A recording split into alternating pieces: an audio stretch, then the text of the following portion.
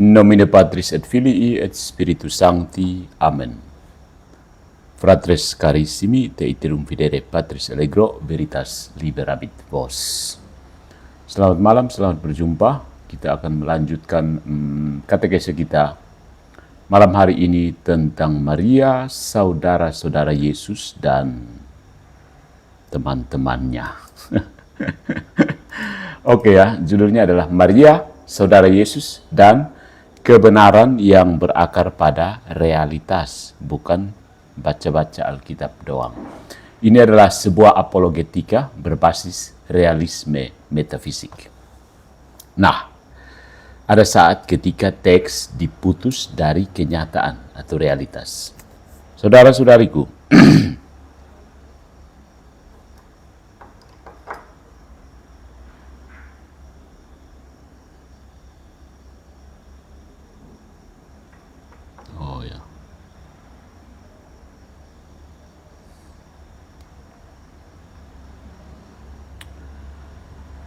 perdebatan tentang saudara-saudara Yesus sering jatuh pada satu kesalahan klasik. Apa itu?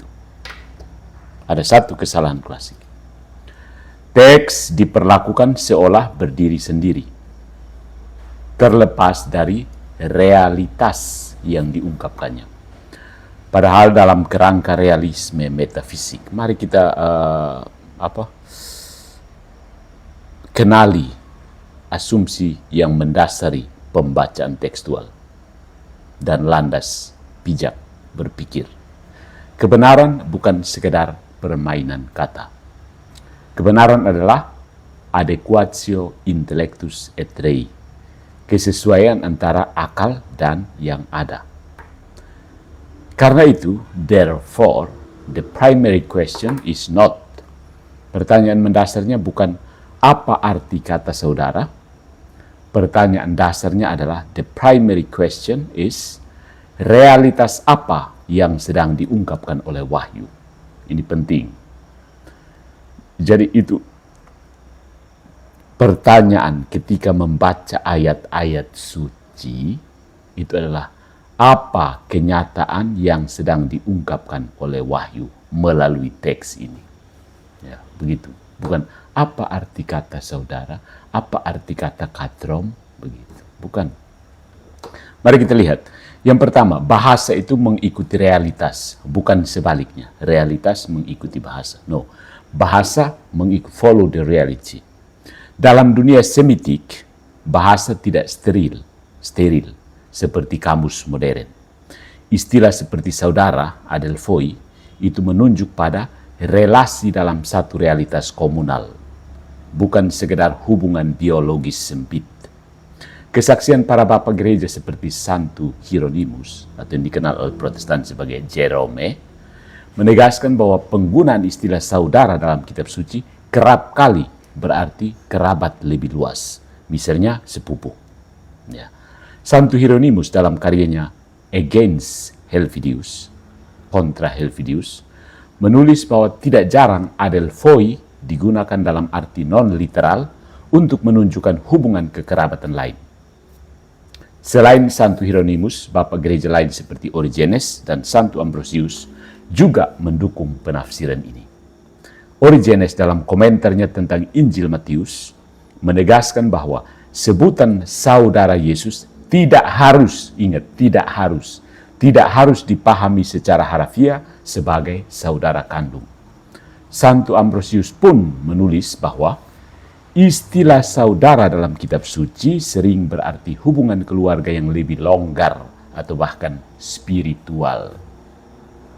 So, demikian juga dalam tradisi Yahudi kuno, istilah ACH tulisannya, sering dipakai untuk menggambarkan hubungan keluarga yang bukan bersaudara kandung, seperti terungkap dalam Kejadian bab 13 ayat 8, di mana Lot disebut sebagai saudara Abraham, padahal keponakannya.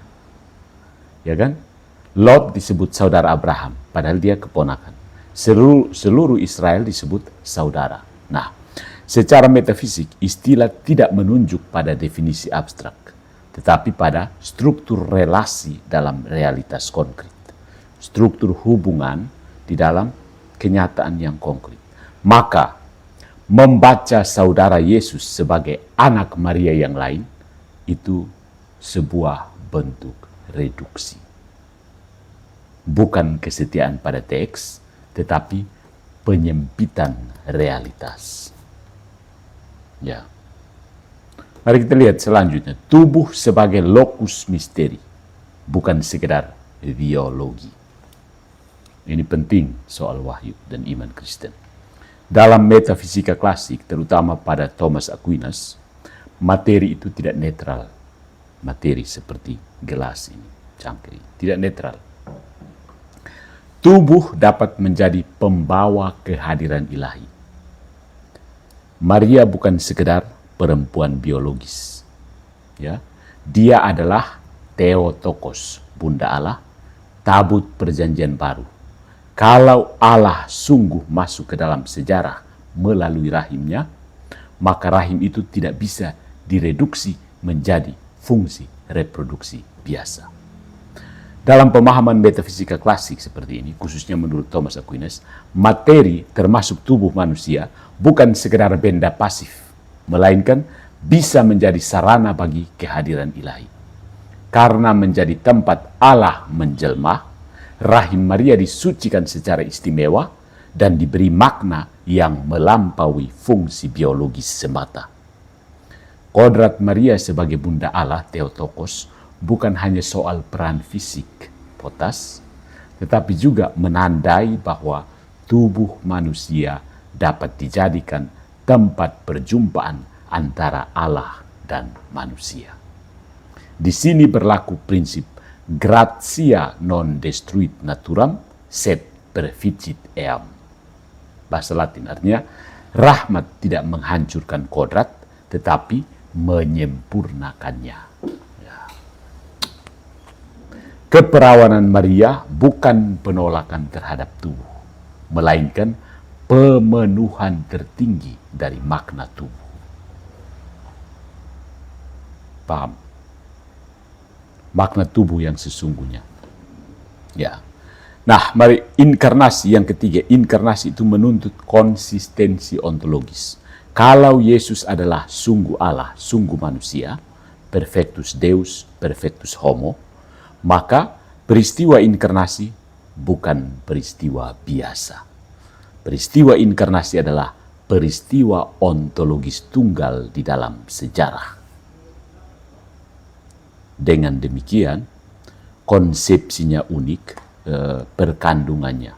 Konsepsi kan? Dikandungnya itu, pengandungannya. Apa? Konsepsi, ya, kita pakai istilah teknis. Konsepsinya unik, satu-satunya. Kelahirannya juga unik. Dan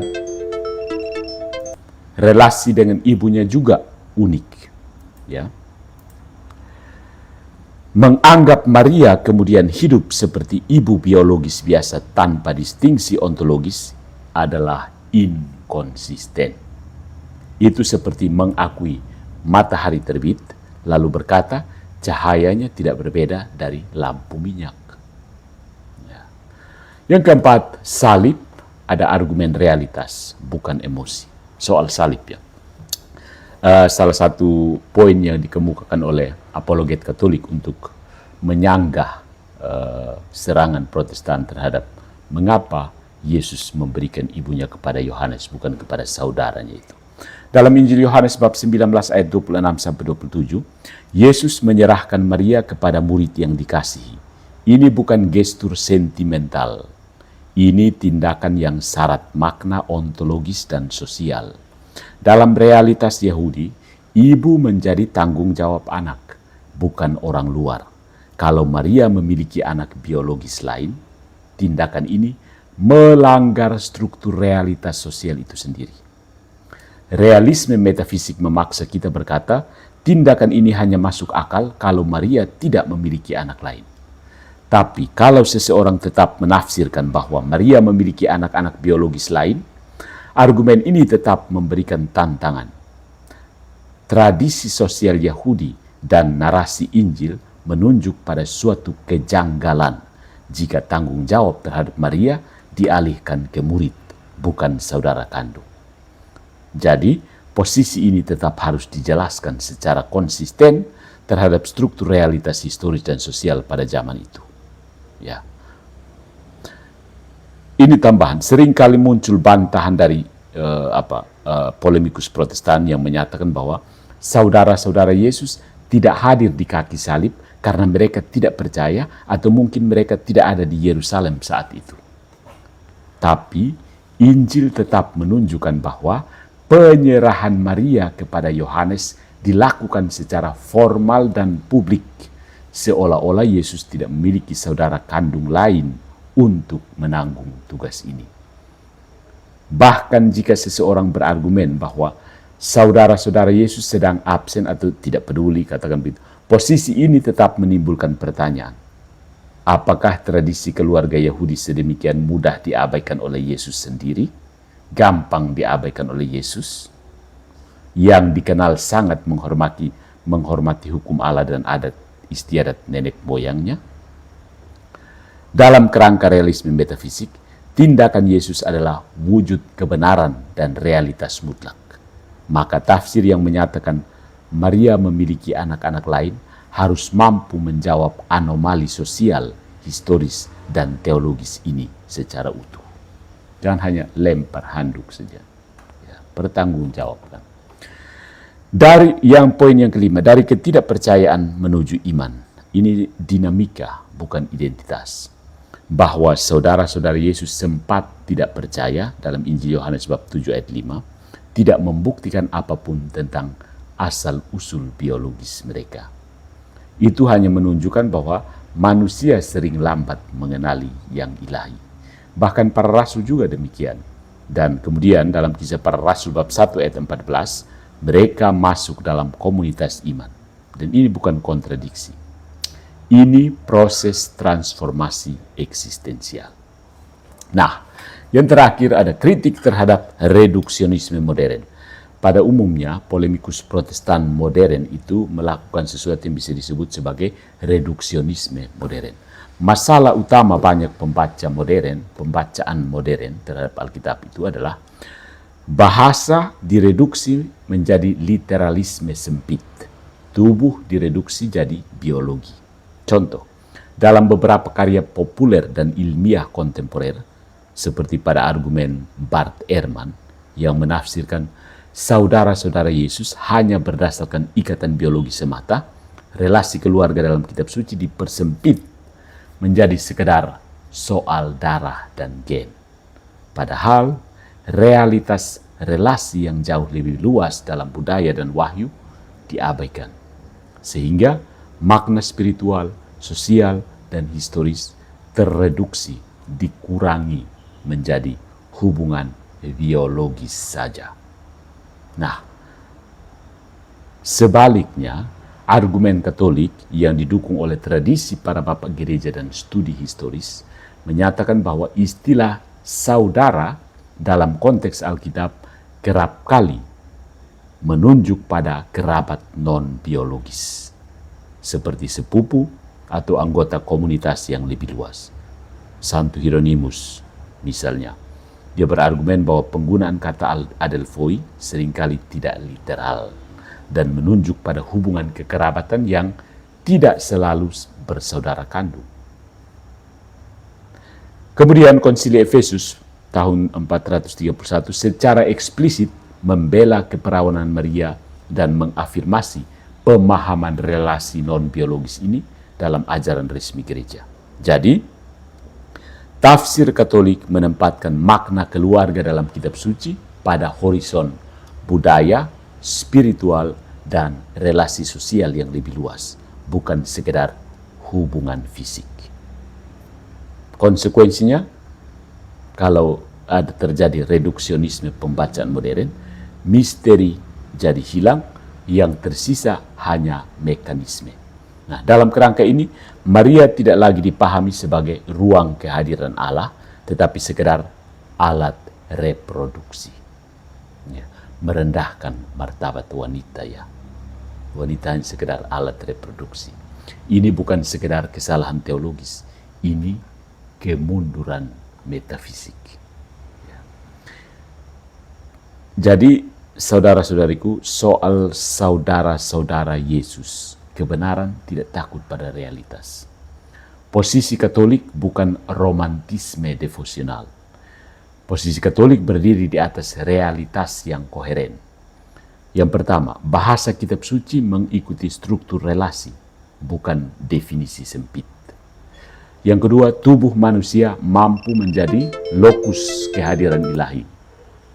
Ya. Dan yang ketiga, inkarnasi menuntut konsistensi ontologis. Dan yang keempat, tindakan disalib mengkonfirmasi struktur keluarga yang unik. Dan yang kelima, tradisi menjaga kontinuitas pemahaman realitas ini, bahwa Maria itu tetap perawan. Salah satu contohnya itu dogma keperawanan Maria yang tidak secara tiba-tiba muncul, melainkan berkembang secara organik dalam kehidupan gereja sejak abad-abad awal. Keyakinan akan keperawanan Maria sebelum, selama, dan sesudah kelahiran Yesus sudah dipegang oleh sejumlah bapak gereja seperti Santo Ignatius dari Antioquia, Santo Irenaeus, dan Santo Athanasius. Pemahaman ini kemudian ditegaskan lebih eksplisit dalam Konsili Efesus 431 yang menekankan Maria sebagai Theotokos sekaligus perawan, dan dikuatkan lagi dalam Konsili Lateran 649 yang menyatakan Maria tetap perawan secara dogmatis. Kepercayaan ini terus dihidupi dan dinyatakan dalam liturgi Gereja Katolik, seperti dalam doa syahadat, aku percaya, yang menyebut Maria tetap perawan. Dalam perayaan liturgi seperti Hari Raya Maria Bunda Allah, Maria selalu dihormati sebagai Theotokos dan Bunda Perawan, menggarisbawahi bahwa pemahaman ini tidak pernah terputus dalam kehidupan iman, ibadat, dan ajaran resmi gereja. Jadi, kalau kita membaca kitab suci tanpa metafisika, kita akan kehilangan realitas yang ingin diungkapkan oleh kitab suci tersebut. Dan ketika realitas hilang, iman berubah menjadi opini. Tetapi iman Katolik tidak dibangun di atas opini, melainkan di atas ada yang menjadi daging. Sang ada itu Tuhan sendiri. Inkarnasi. Dia yang menjadi daging. Mengambil kedagingan manusia dan menjadi sama seperti manusia. So, masih percaya Yesus punya adik-adik kandung? Tunjukkan siapa adik-adik kandungnya.